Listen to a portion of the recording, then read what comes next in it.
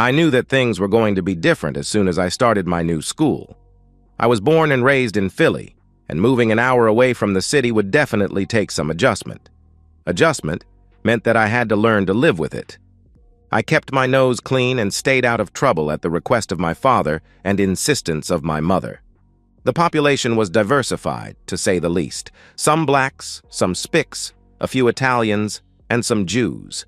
The majority were hard-headed Dutchies. They weren't Amish or Mennonites, just German Lutherans who dominated the area and everything in it. It was a melting pot, so I had no real trouble blending in, but I missed my Philly friends. I stayed in the area after graduation, mainly to be close to my family. I still made regular trips to the old neighborhood and stayed close to my old friends.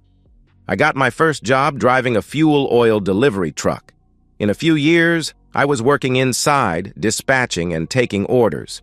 I had a knack for the business and could actually see myself as an owner of a similar operation in a few years.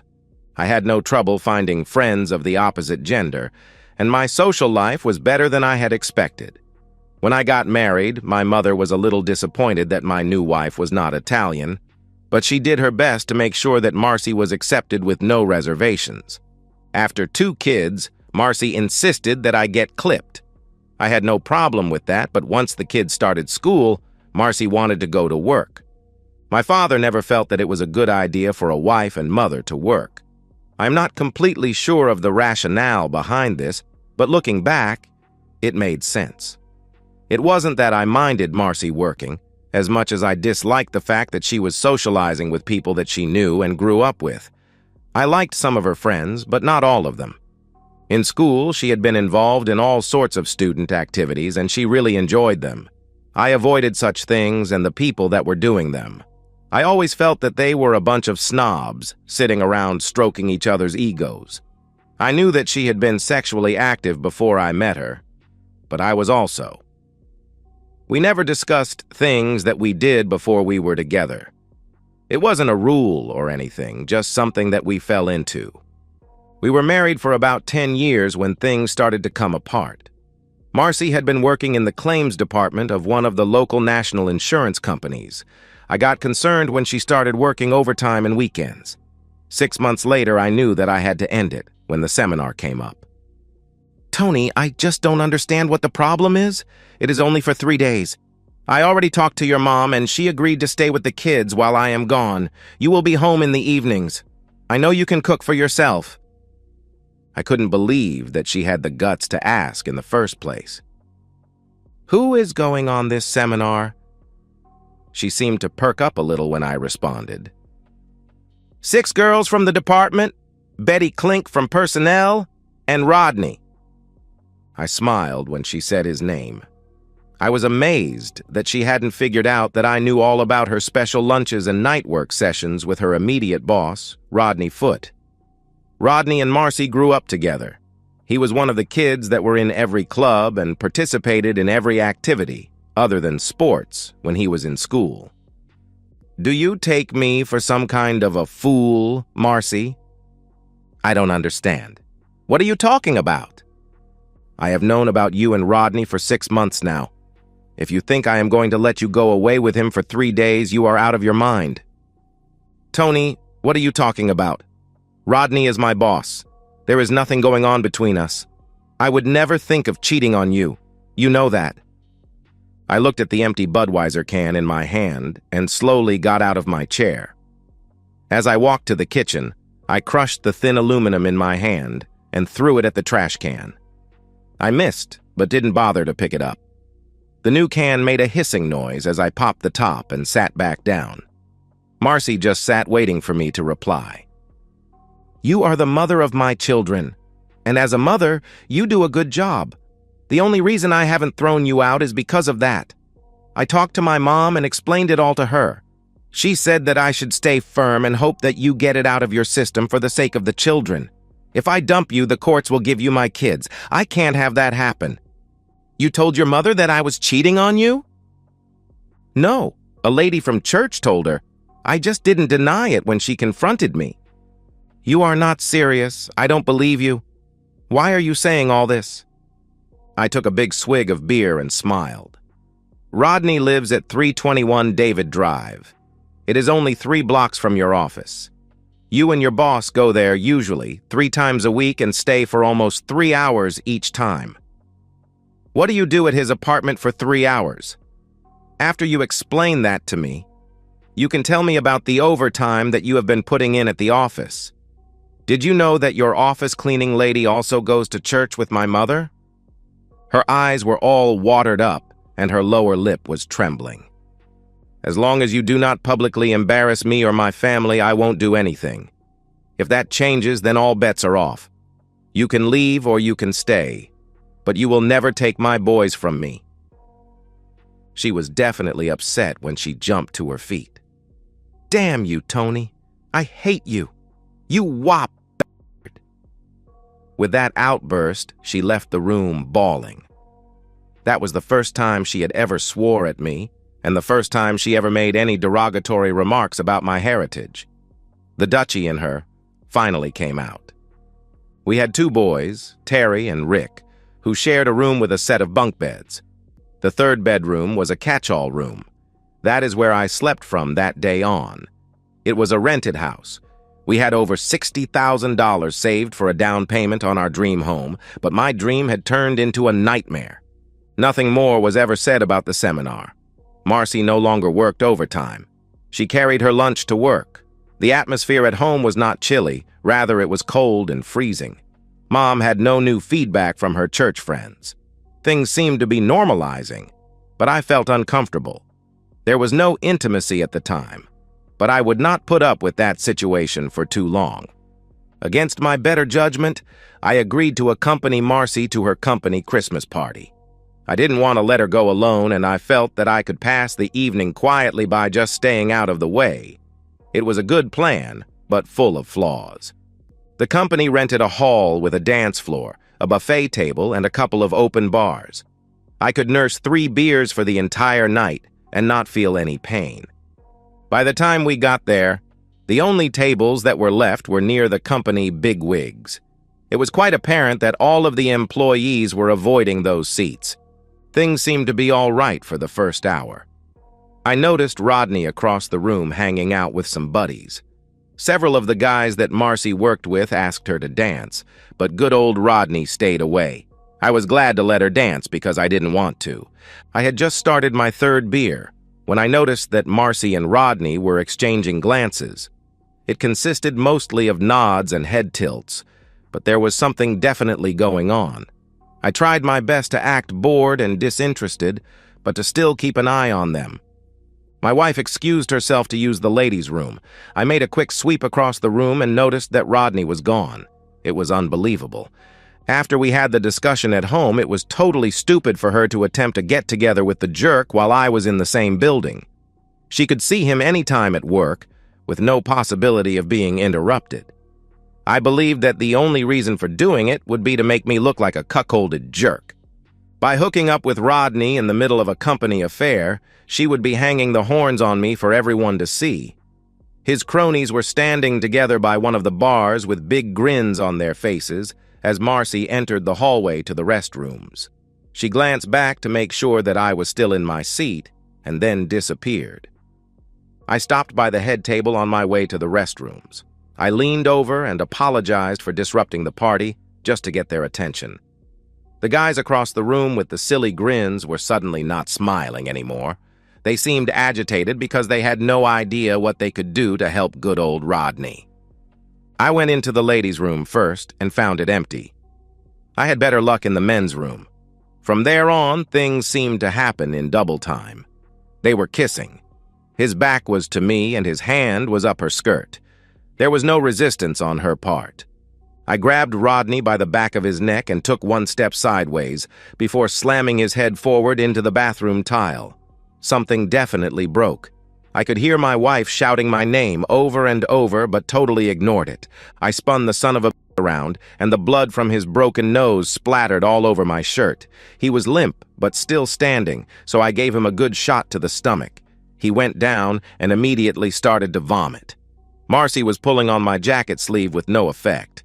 Things were quiet in the main hall as I dragged Rodney to the middle of the floor by his necktie. I might have been choking him, but I didn't give a damn. The band had stopped playing and everyone watched as I dropped him.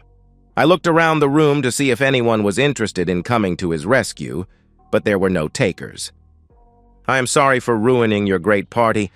I will be going now, but I am leaving my wife here for your entertainment. Drop her off at the house when you are through using her. Rodney was on his hands and knees attempting to get up. His face was a bloody mess. Marcy was standing in the doorway with her mouth hanging open. It was hard to tell if she was upset with what I did to her lover, or with what I had just said to all of her co-workers. It didn't really matter to me. I noticed that Rodney was directly under the mistletoe, and I couldn't help myself. Before leaving, I gave him a kick in the balls that he would be remembering for a week. He immediately fell forward while bashing his face on the floor again. That had to have hurt. No one ever said a word. I called my mom from the car and asked her to come by the house to pick up the boys. Going out of town for a few days seemed like a good idea, and I didn't want to leave the kids with their mother. I was sure that she would be in no condition to properly care for them. I was making plans as I drove and had no idea what I was going to do or where I was going to go. My boss had no objection to giving me a week or so off. Mom and Dad were already there when I arrived. After paying the babysitter, I helped in getting the boys ready. My one bag consisted of mostly socks and underwear, but I threw in a few shirts and pants, just in case. Before leaving, I got the cash box out of the basement rafters. The banks were paying less than 1% interest on savings accounts, so I decided to keep the money at home. I know it's stupid to keep $62,000 in the house, but I guess it is something that I inherited from my mom. She used to keep big stashes all around her kitchen. I was turning out all the lights when a cab pulled up and dropped Marcy off. She walked in and sat on the couch without saying a thing. She looked more worried than mad, more upset than scared. I told you that there was only one rule. Do not humiliate me or my family in public. You just couldn't resist doing it, could you? I waited for a moment as she started crying and then walked out the door. It was just a little past 9 as I hit the Schuylkill Expressway. Damn, that party didn't last too long, at least not for me.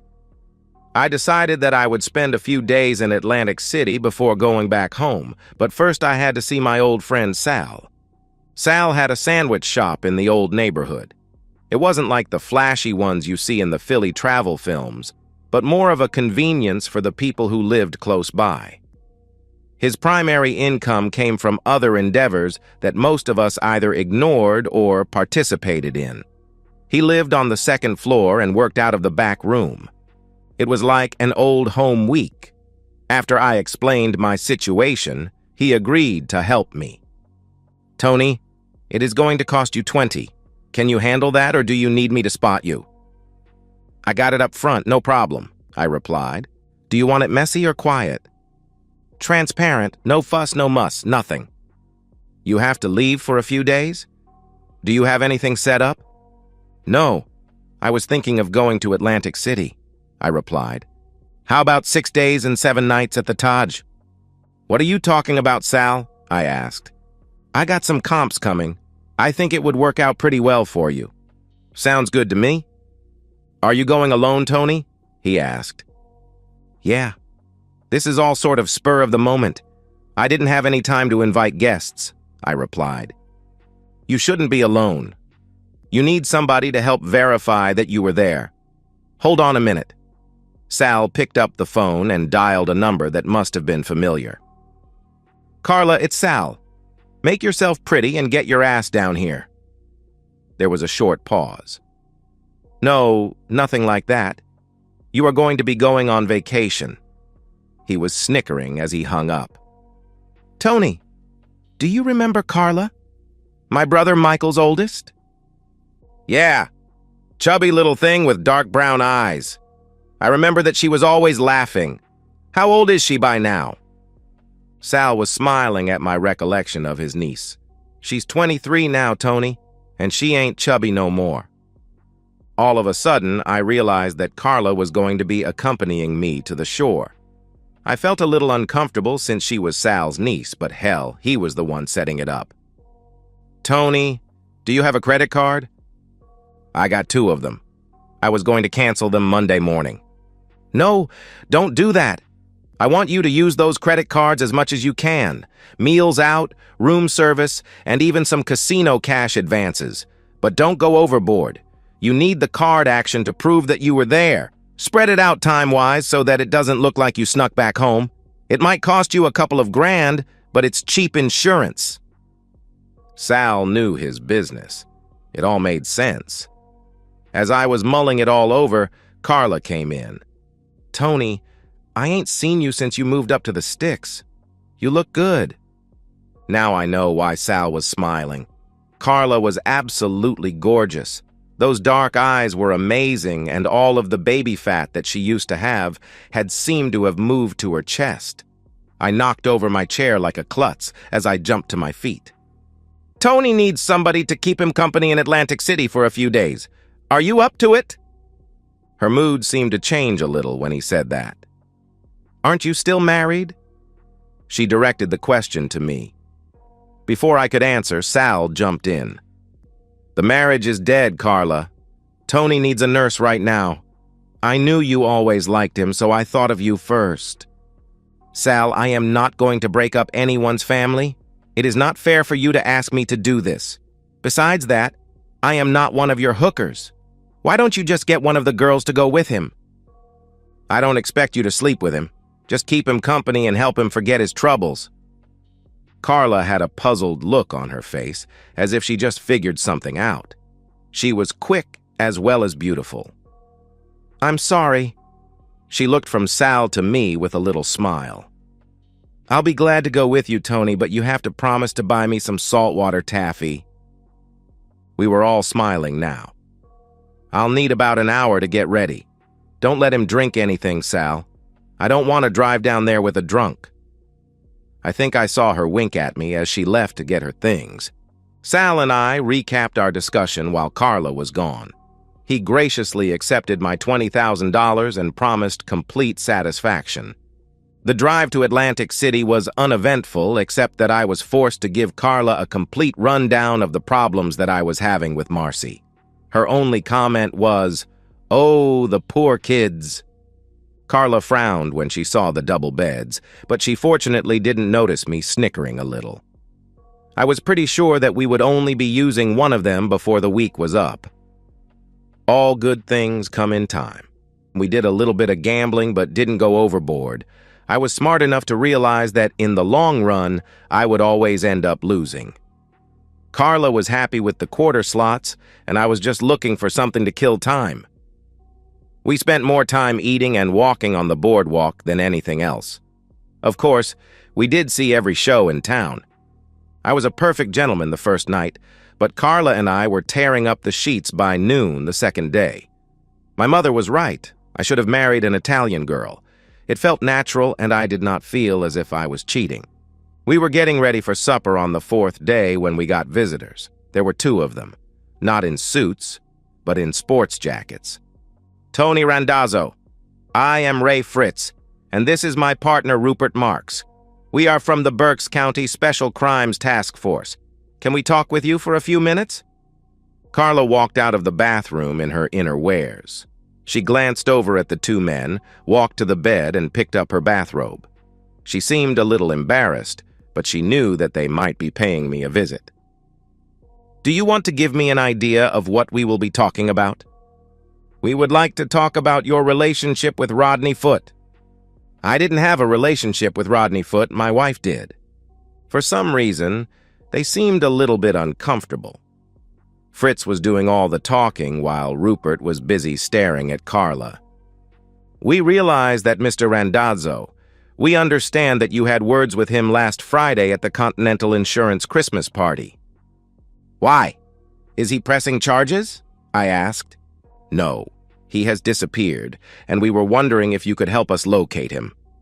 "Gentlemen, before we discuss this any further, I would like to have somebody from the Atlantic City Police Department here, and I don't mean a blue suit. If you can't arrange that, I want a lawyer. My lawyer from Reading. There was no response from my visitors. Carla, get dressed as we are going to supper. Sorry, fellows, but we have 6 o'clock reservations. The steaks at the safari are fabulous. I'll probably be coming home this Friday. Would you like me to come and talk with you then? They seemed a little dumbfounded. Why do you think that something happened to this bozo? Maybe he just left town for a while, I asked. He was picked up by a cab leaving the Community General Hospital on Sunday morning, and no one has seen him since. Carla had finished dressing, and I was putting on my jacket. Well, I have been here since Friday night, and you can verify that with the hotel staff. Now, if you will excuse me, we are going for a couple of steaks. Do you have any more questions? Yes, but they will wait until Friday. We expect to see you then. I gave them a simple nod and gently steered them towards the door. We all rode down on the elevator together and nothing more was said. When we got to the lobby, they went to hotel security as we went to the safari. Terry and Rick were all over me when I got home. The saltwater taffy made things even better. Marcy, on the other hand, was a little cold. It was clear that she had no idea what was expected of her. After talking with the police, I spent the rest of the afternoon with the boys and planned on having a talk with Marcy that evening. The boys were situated in front of the TV for the night, so I sat at the kitchen table waiting for Marcy to finish cleaning up.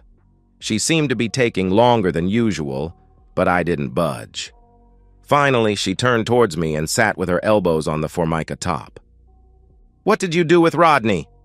She wasn't mad or demanding, but seemed to be sincerely concerned. She looked at me when she said it, and then looked across the room as she waited for an answer. "I was in Atlantic City all week. I haven't seen Rodney since the party." "You hurt him?"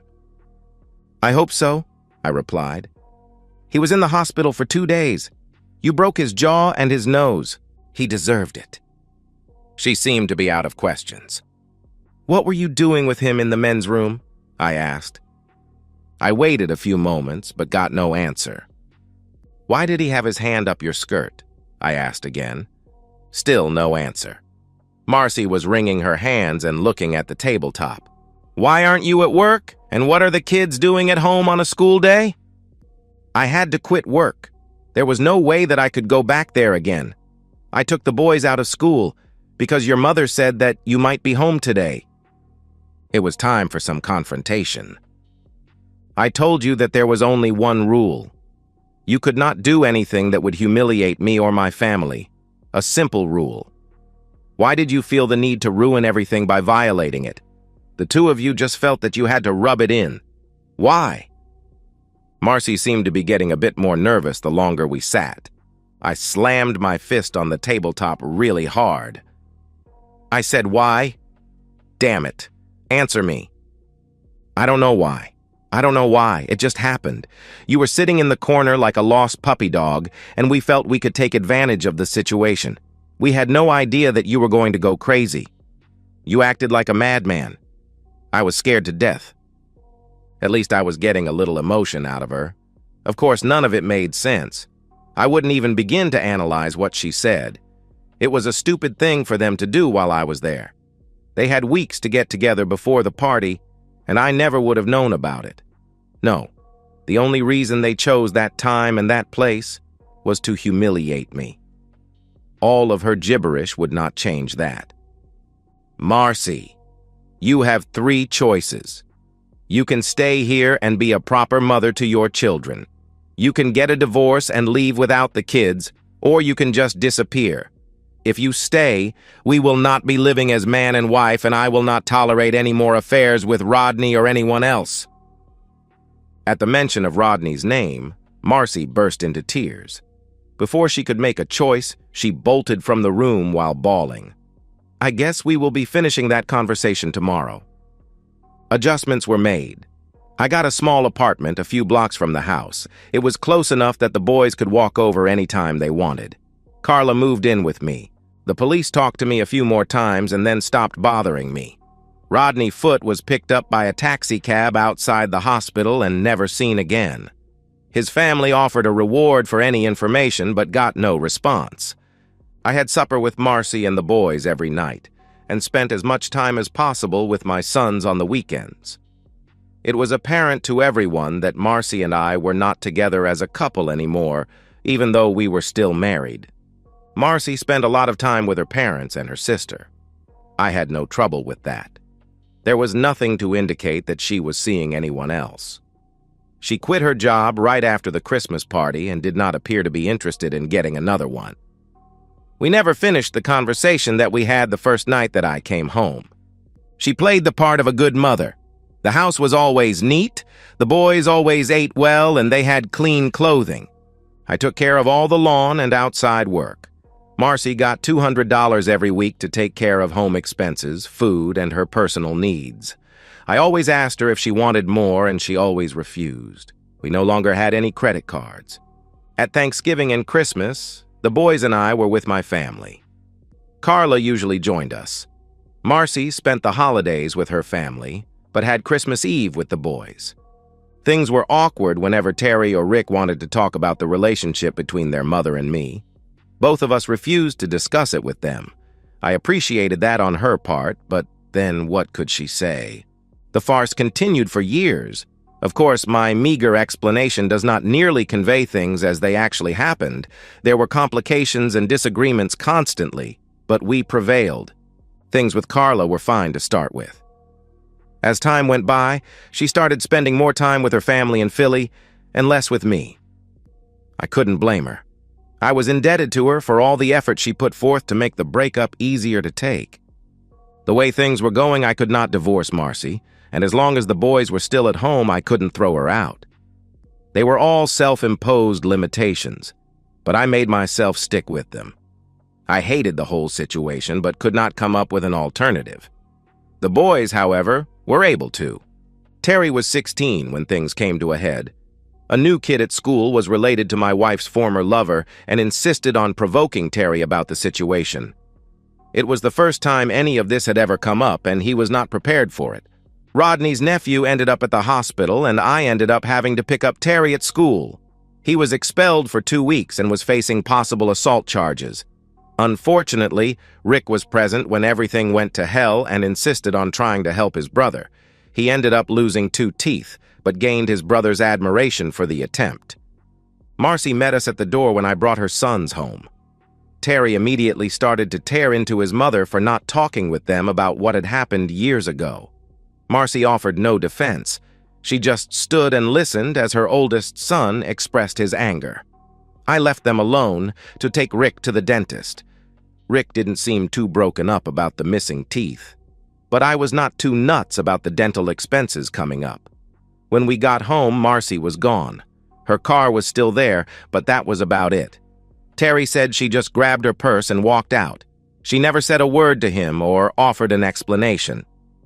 I took a week off from work to settle things down. Marcy's parents and sister refused to even talk to me. After a week, I still had no idea where she was or what her intentions were. Carla and I moved into the house. The fact that we were sharing a bed was uncomfortable at first, but the boys accepted it far easier than I had imagined that they would. Everything in the house that had been Marcy's or that was connected to Marcy disappeared one day while I was at work. I had no idea what Carla did with it, and I never asked. Carla took over all the duties that Marcy had been doing. I got her a few credit cards to make things easier. It was odd that I trusted my mistress more than I trusted my wife. I sold Marcy's car and bought a new one for Carla. Family gatherings were a lot less stressful with the new arrangement.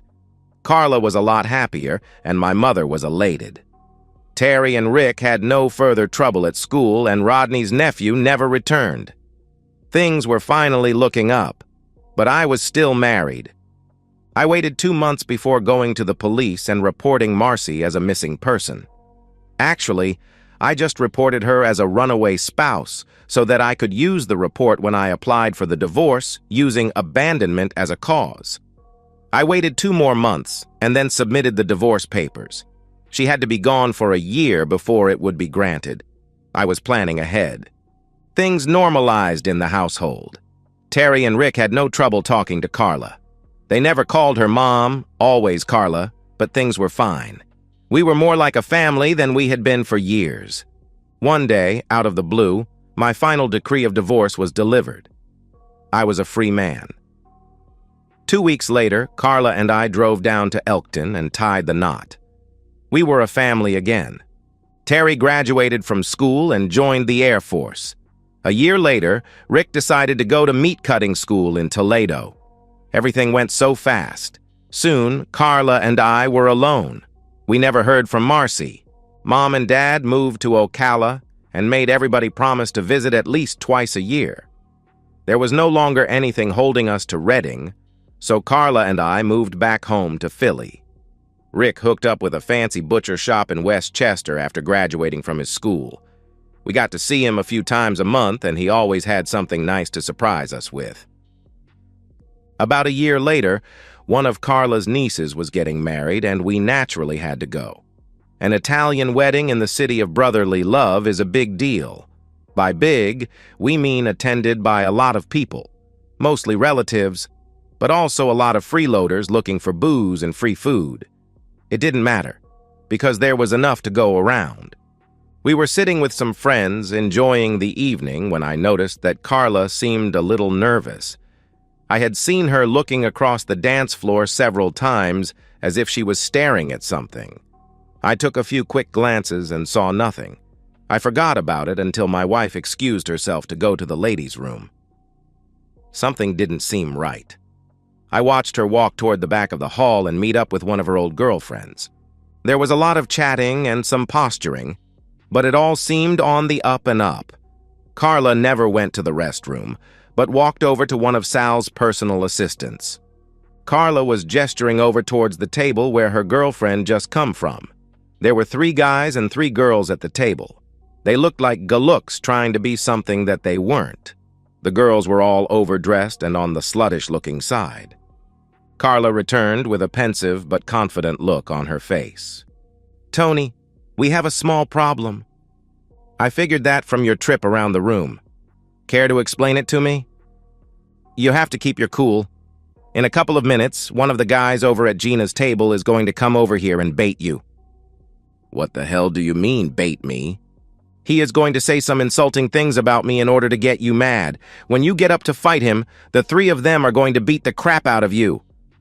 "What am I supposed to do? Let him get away with it?" "Play along with him. At least just until Bobby V and the boys can get in position. You might have to handle one of them, but that will be the worst of it."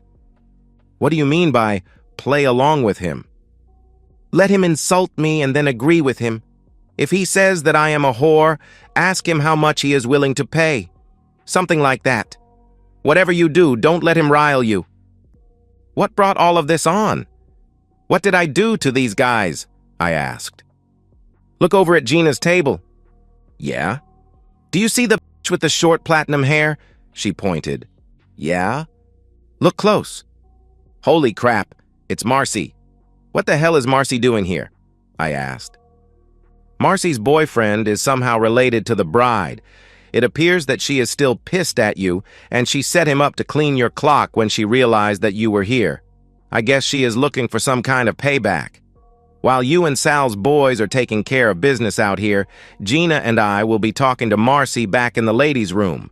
It won't be pretty." I didn't like the way things were going. This was a wedding. A young bride would be remembering this evening for the rest of her life. It was not fair for a couple of goons to ruin it for her. 10 minutes later, I noticed the guy that was with Marcy get out of his chair. I stood up and excused myself to everyone at the table. Carla gave me a strange look, but seemed to understand. I casually walked over to the side fire exit where everyone was going out to have a smoke. The boyfriend gestured with his head, and the other 2 guys got up to follow him. What they didn't see was the 3 guys coming behind them from the back of the bar with the Louisville sluggers that they kept behind the bar. There were about 6 guys smoking outside the fire exit. When I told them to scram, they left with no protest.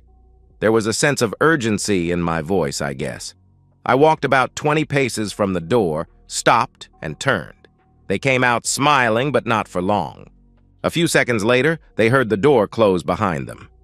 The smiles disappeared when they turned and saw 3 guys with bats and the father of the bride. It was all over in less than 30 seconds. I never raised a hand. I am sorry for any inconvenience that I caused you or your family on this special night. I felt like a character out of The Godfather. Thank you for having the decency to take it outside. He shook my hand and went back to his daughter. I thanked Sal's guys for their help and went in to look for Carla. They stayed to clean up the mess. I felt it was time to leave. Carla was not around, and the table where Marcy was sitting was now empty. Rick was there with a few of his friends and got wind of the commotion. He found me at the bar getting a fresh draft. "Dad, what the hell is going on?" My first impulse was to bite my tongue and not say a thing. It didn't work. "Your mother was here with her new boyfriend." "I don't need to know anything more than that." He smiled as he turned to the bartender and asked for a beer of his own. We sat and talked about other things for about an hour. Carla finally showed up, looking a little bedraggled. "Where have you been?" I asked. She gave me a wicked little smile. "Gina and I had to take your ex-wife to the hospital. She wasn't feeling too well." Rick and I couldn't help laughing. "Tony, can we go home now?" It was a long night, but it was a lot of fun. We never saw Marcy again. Carla and I are still together in the old neighborhood. Life is great. And so, we've reached the end of today's story. Was it what you expected, or did it take a twist you didn't see coming? I'm curious to hear your thoughts. Share them in the comments below, and let's get a conversation going. If this story kept you hooked, make sure to hit that like button. And if you're new here or just haven't subscribed yet, now's the perfect time to join our community. I bring you fresh, captivating stories every day, so click that subscribe button and turn on notifications so you never miss out. Thanks for watching, and I'll see you in the next one.